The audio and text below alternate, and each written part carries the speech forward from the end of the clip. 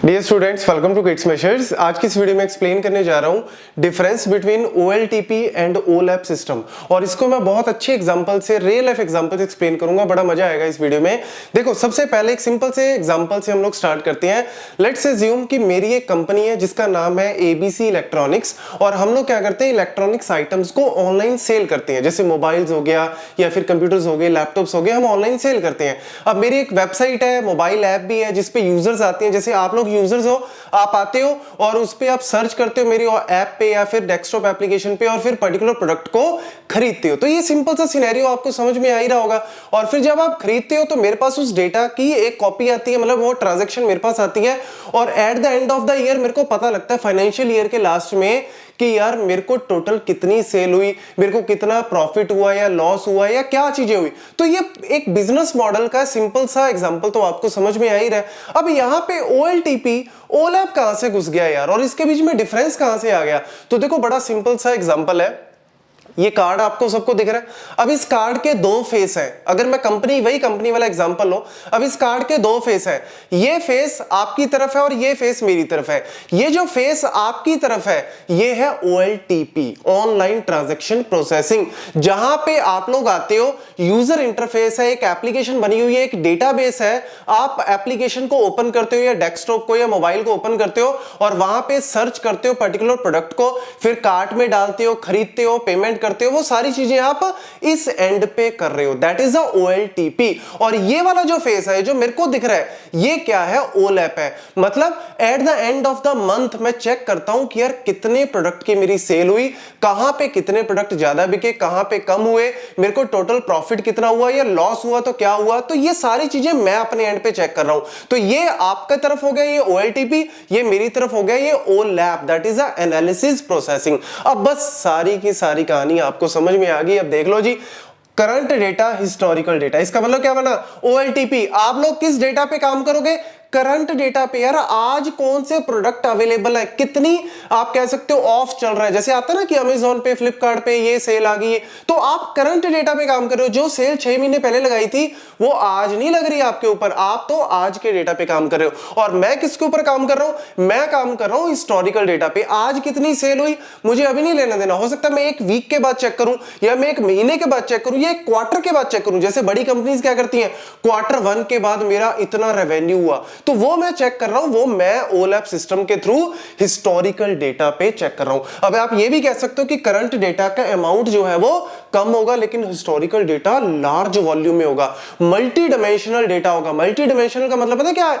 जैसे एग्जांपल के तौर पे आपको बताता हूं। मल्टी डायमेंशनल, जैसे अगर मुझे इसको ड्रॉ करना हुआ तो आप इसको ऐसे ड्रॉ कर सकते हो। 3 डायमेंशनल डेटा, एक डायमेंशन जो है वो क्या है मेरा? टाइम यहां पे 2021 में कितनी हुई, 2022 में कितनी हुई, 2023 में कितनी हो रही है। एक डायमेंशन मतलब एक एक्सिस में मेरे पास क्या हो सकता है? रीजन मतलब जैसे इंडिया में कितनी सेल हुई, जापान में कितनी हुई, अमेरिका में कितनी हुई, इस तरीके। और एक तरफ मेरे क्या हो सकते हैं? Product, X axis, Y axis, Z axis. एक तरफ प्रोडक्ट मतलब मोबाइल कितने बिके, ठीक है, कंप्यूटर कितने बिके, लैपटॉप कितने बिके। तो ये मेरा मल्टी डायमेंशनल डेटा के ऊपर काम करता हूं। ये हाँ जो आपका OLAP वाला सिस्टम है। और आप सिंपल डेटा पे वर्क करते हो, डे टू डे ट्रांजैक्शंस, आप डेली टू डेली आके ट्रांजैक्शन करते हो। आपका काम सिर्फ इतना है, और मैं डेटा को एनालिसिस करता हूं और फिर डिसीजन मेकिंग करता हूं बेस्ड ऑन व्हाट? डेटा जो मेरे पास इकट्ठा होता है कि यार मेरे को किस प्रोडक्ट के ऊपर सेल लगानी चाहिए, किसके ऊपर नहीं लगानी चाहिए, कौन मेरे को ज्यादा बेनिफिट दे रहा है, कौन मेरे को कम बेनिफिट दे रहा है। कई बार क्या होता है, हम ऐड बहुत ज्यादा कर रहे हैं किसी चीज की, लेकिन वो बिक नहीं रहा, और किसी की ऐड कम कर रहे हैं, वो ज्यादा बिक रहा है। तो ये सारी चीजें डिसीजन लेने पड़ते हैं। नॉर्मलाइज्ड डेटा स्ट्रक्चर, आप जो डेटा पे काम कर रहे हो वो नॉर्मलाइज्ड डेटा है। सिंपल जैसे स्ट्रक्चर डेटा आप कह सकते हो, टेबलर फॉर्म में डेटा हो सकता है, एक स्ट्रक्चर होगा। जो मैं डेटा पे काम कर रहा हूं OLAP में, वो एक स्टार स्कीमा या स्नोफ्लेक स्कीमा जो है वो मैंने ऑलरेडी डिफाइन भी किया हुआ है, स्टार स्नोफ्लेक, उसका लिंक आपको मिल जाएगा। तो ये आपके data model based on data warehouse, क्योंकि मेरा डेटा वेयर हाउसेज में पड़ा है, लार्ज वॉल्यूम ऑफ डेटा पड़ा है। सिंपल क्वेरीज, ऑब्वियसली यार अगर मैं आपको कॉम्प्लेक्स दूंगा तो आप कहीं ना कहीं फंस जाओगे। अब देखो, जो मेरा फ्रंट एंड है उस पे जो इंप्लॉइज काम कर रहे हैं, जो मेरी कंपनीज में कई काम कर रहे हैं इंप्लॉइज, जो क्या कर रहे हैं, डेली का प्रोडक्ट डाल रहे हैं कि आज इस प्रोडक्ट को डालता हूं या कल मैं इस प्रोडक्ट को डालूंगा और इतनी सेल में डाल रहा हूं। तो ये जो इंप्लॉइज है जो फ्रंट लाइन में काम कर रहे हैं मेरी कंपनी के लिए, वो लोग इस डेटा को यूज कर रहे हैं और फिर उस डेटा को आप लोग देख रहे हो। लेकिन मैं जिस डेटा पे वर्क कर रहा हूं उस डेटा को सिर्फ एग्जीक्यूटिव जो कंपनीज के फाउंडर्स हैं, को फाउंडर्स हैं, वही इस डेटा को यूज कर सकते हैं, या बड़े आप कह सकते हो कि एग्जीक्यूटिव्स जो है वो या एनालिस्ट जो है, साइंटिस्ट है, उस डेटा को यूज कर रहे हैं। तो आपको मेन कहानी जो है वो समझ में आ ही रही होगी। तो इसीलिए सिंपल क्वेरीज है लेकिन मेरे एंड पे कॉम्प्लेक्स क्वेरीज है, एग्रीगेट करना पड़ रहा है, इंटीग्रेट करना पड़ रहा है, डेटा को ज्वाइन लगाने पड़ रहे हैं। तो ये सिंपल सा फंड है। देन ये मैंने आपको बता ही दिया कि इस डेटा को कौन यूज कर रहा है, फ्रंट लाइन के जो इंप्लॉइज है वो डेली का डेली डेटा डाल रहे हैं, कितनी सेल हुई है उस डेटा को कलेक्ट कर रहे हैं, मैनेजर्स उनके सिर पे लगे हुए हैं जो इस डेटा को यूज, और फिर फाइनली आप उस डेटा को देख रहे हो क्योंकि आप उस डेटा को जनरेट कर रहे हो और हम लोग उस डेटा को एक्चुअल में मेरे इंप्लॉइज जो है वो उस डेटा को डाल रहे हैं ताकि आप उस डेटा को देख सको। लेकिन जो ओलैप है उस डेटा को एक्चुअल में, जैसा कि मैंने पहले ही बताया कि एनालिस्ट, एग्जीक्यूटिव, डिसीजन मेकर्स जो हैं और वो कंपनी के जो बड़े पोजीशन पे बैठे होते हैं वही उसको यूज करते हैं।